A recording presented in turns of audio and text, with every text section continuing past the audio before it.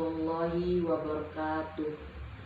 Kepada yang terhormat Bapak Ibu dosen penguji uji kinerja, perkenalkan nama saya Irawati SPDI. Saya mengajar di MTS Nurul Falah, Batang Asai, Kabupaten Sarawangun, Provinsi Jambi, sekaligus memasuki PPG dalam jabatan PEK 1 tahun 2025 dengan program studi fikih di LPTK Institut Agama Islam Negeri Pontianak dengan nomor peserta 689004001805.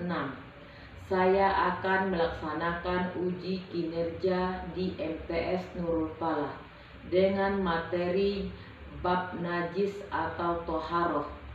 Terima kasih. Wassalamualaikum warahmatullahi wabarakatuh. Assalamualaikum. Waalaikumsalam warahmatullahi wabarakatuh. Gimana kabarnya kita hari ini anak-anak? Baik, Bu. Alhamdulillah. Sebelum kita memulai pelajaran kita hari ini, sebaiknya kita berdoa terlebih dahulu. Perhatian seluruhnya. Berdoa mulai. Bismillah.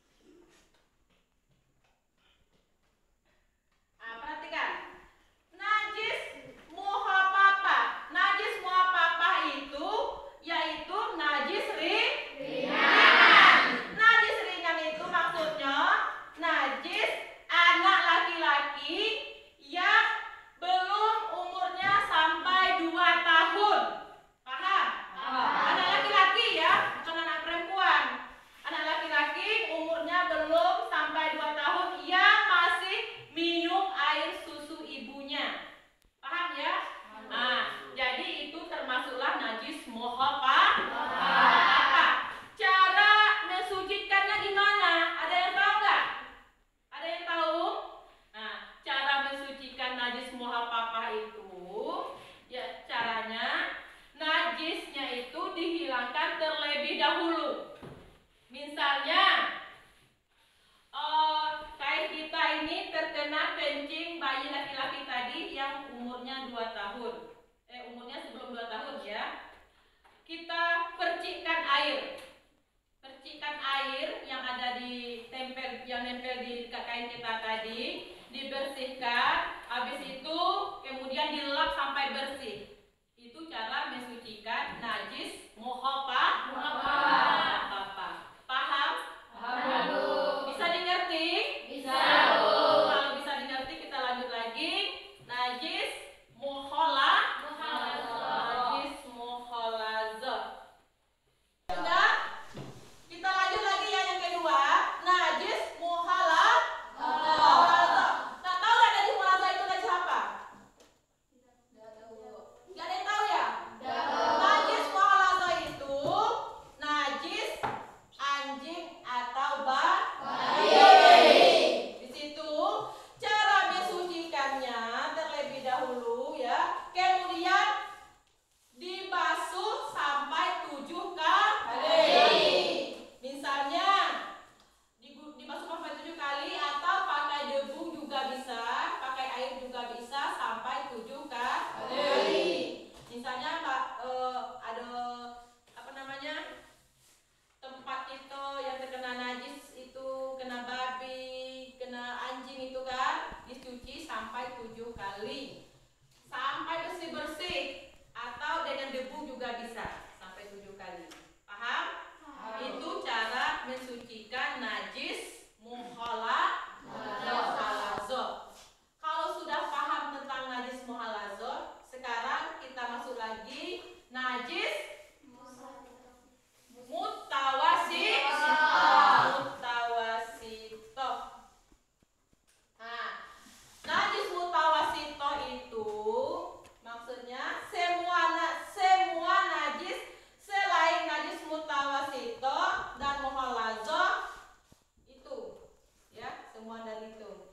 Cara mensucikannya terlebih dahulu, kemudian disiram dengan air sampai bersih, ya, cara mensucikannya.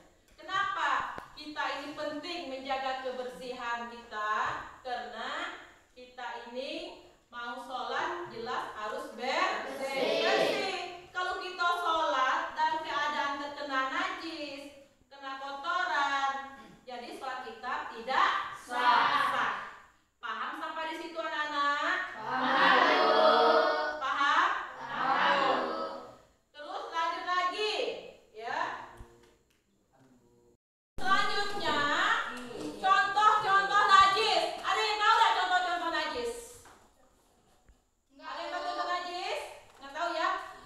Contoh najis itu yang pertama, bangkai makhluk hidup itu termasuk contoh najis. Air liur anjing juga termasuk. Darah, apalagi? Nanah, apalagi? Minuman keras, apalagi?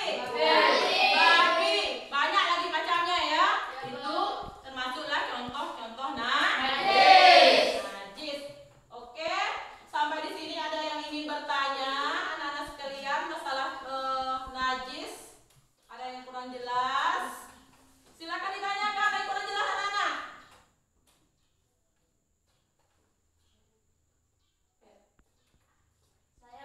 Oke, silakan ditanyakan. Apa yang perlu ditanyakan? Mengapa mempelajari materi toharoh ini sangat penting? Mengapa mempelajari materi toharoh ini sangat penting? Ada yang bisa jawab gak? Anak-anak sekalian? Ada yang bisa jawab? Tidak ya? Karena merupakan dasar penting di dalam ibadah. Itu namanya kita penting melaksanakan ibadah taharah itu. Karena kita mau melaksanakan sholat.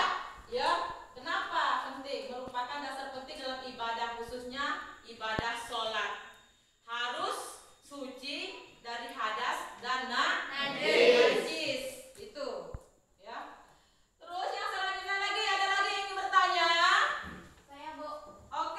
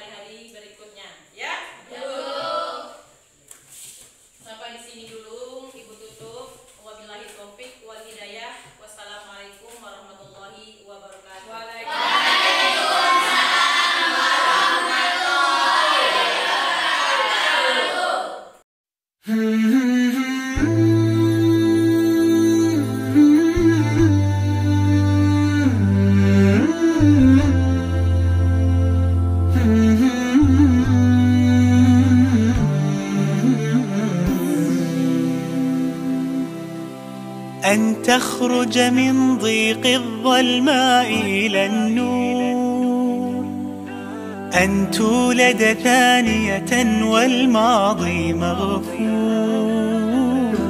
لحظة أن تشعر بالله في قلبك يقذف بهدى، هذا ما لا يدركه وصف وشعور.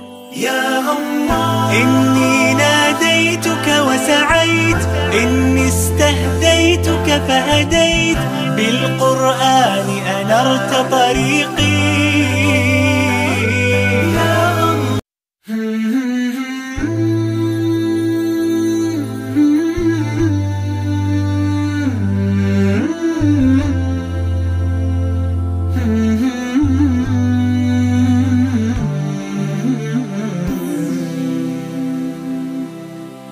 أن تخرج من ضيق الظلماء إلى النور، أن تولد ثانية والماضي مغفور، لحظة أن تشعر بالله في قلبك يقذف بهدى، هذا ما لا يدركه وصف وشعور. يا الله إني ناديتك وسعيت، إني استهديتك فهديت، بالقرآن أنرت طريقي.